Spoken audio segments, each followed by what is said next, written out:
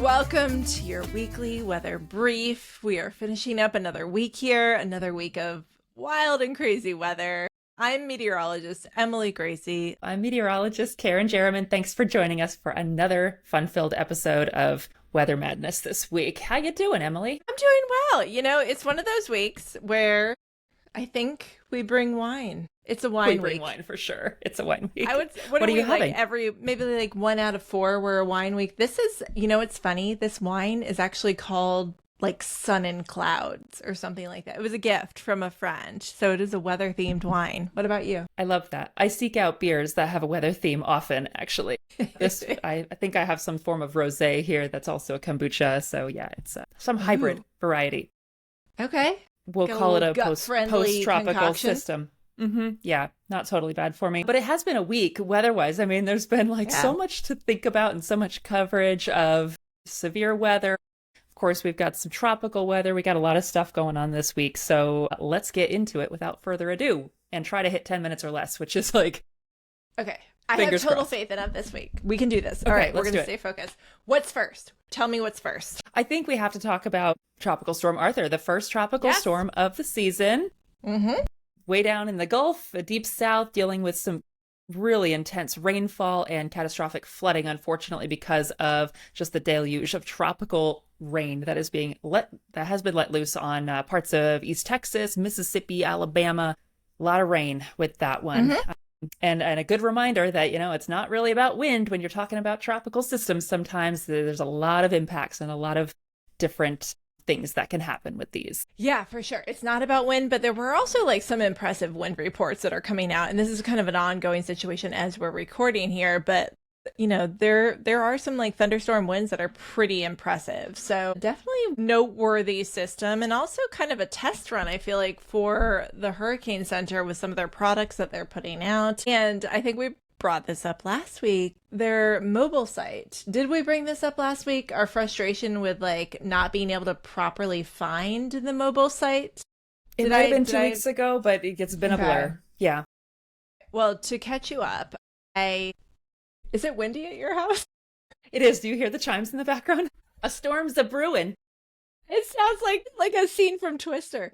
Okay, so that's the why I love mobile them. site, Hurricane Center mobile site, you have to click on it. So if you pull hurricanes.gov up on your phone, you have to like zoom in to the top left corner, and in tiny text, it says mobile site. And if you click on then suddenly, if you're old like me, then suddenly you can actually see the mobile site and kind of the more mobile friendly version of this. But before that, it does not automatically take you there, which, you know, I have beef with that, but, you know, well, maybe next year it'll automatically take you there. It's a good follow-up, though, because we were talking about that on the show. So anyone who uses that site, now you know it exists. Thanks very much, Emily. I didn't know, and I will definitely look for that now. Do the Zoom. I'm doing the Zoom. This one, I feel like it was, you know, like you said, a good trial run. It was the first tropical storm of the season. Good refresher for people to remember, you know, what does the cone mean? What does the cone not mean? In this case, you know, the cone was a good projection of where it was going, but the widespread impacts of rain across the southeast have just been, you know, well beyond what a cone can tell you. So good refresher on that there. Some of the rainfall reports up over a foot of rainfall in parts of Mississippi. I mean, that's not a product that you might think of when you're seeing the initial like, oh, a cone, right? You're thinking that's path only, but it is important to click down to those details because the Hurricane Center and local National Weather Service offices do highlight those risks of excessive rainfall, after effects like river flooding, which is going to be an ongoing thing there as all that water drains into the rivers. Yes. Also noteworthy is the fact that Texas is getting these extreme heat warnings popping up post-storm. So fortunately, this is not something that caused like widespread power outages, but if it had, this would be a huge issue. Like the deaths that are coming from wind and rain and storm surge, they're going down, but stuff that's happening after the storm due to power loss, that's becoming a problem. So fortunately, like I said, not a power loss situation, but still extreme heat going on in Texas over the next couple of days. So hopefully they all stay safe. Of course, yes. This week was a big severe weather windbag.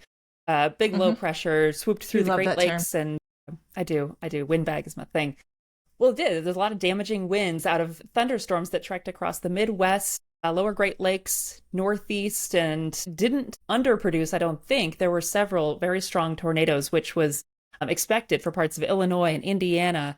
That was really rough to see. You probably saw some of the footage. I hate to see footage of damage, but it really does just show how intense these storms can be and how damaging tornadoes are. I mean, I hate to share the video, but I don't know. It's just like a thing that raises question. I know you saw some questions about like, what should we be showing? What should we not be showing? Yeah, it is an ethical dilemma, and I saw, Ryan Mao, he's very big on X. He's a meteorologist. He posted kind of this like question to the weather community on X and like, should we be showing drone footage of storm damaged houses after the storm? And I don't know that there's a right answer. I think it's certainly debatable. My thought is like, there's some good and there's some bad in there. I live in a hurricane zone. So my thought process is like, when there is drone footage of a hurricane ravaged area, it can be really helpful because you're not allowed back there. So it's like, what happened in my home? Okay, well, there's now news coverage showing what happened in my home. So I know what's going on there. Yeah. But we do live in a world where people are very private and they don't want their personal possessions shown. They don't want to open this up to like looters. There's a lot of kind of variables at play here. So like I said, I don't think there's a right or wrong answer, but I think it's certainly something you need to think about before flying your drone over and showing the insides of someone's house that has been hit by a tornado. Yeah. Not all people with drones are professionals, but there are a lot of professionals who do that to tell the story. Like you said, like to share the information, to let the rest of the world know that this place was hit really hard, and they end up really contributing to the community, giving back, raising funds sometimes. And so those visuals can be really helpful to help those communities who have been hit. So yeah, it's a good debate, good question. And we'd love to know what you all think if you're listening. If it was your home, would that be helpful? Would that be harmful? What do you think? If you're in the chaser community, let us know more about your perspective on this, because drones are a flying for sure. I did see one drone of the actual tornado that hit Effingham, Illinois, and that was, whew, man, those videos, they never cease to amaze me. They're really incredible footage. I know. They all look like unreal, like not even, they look AI generated, and I'm still amazed that these drones are surviving these tornadoes.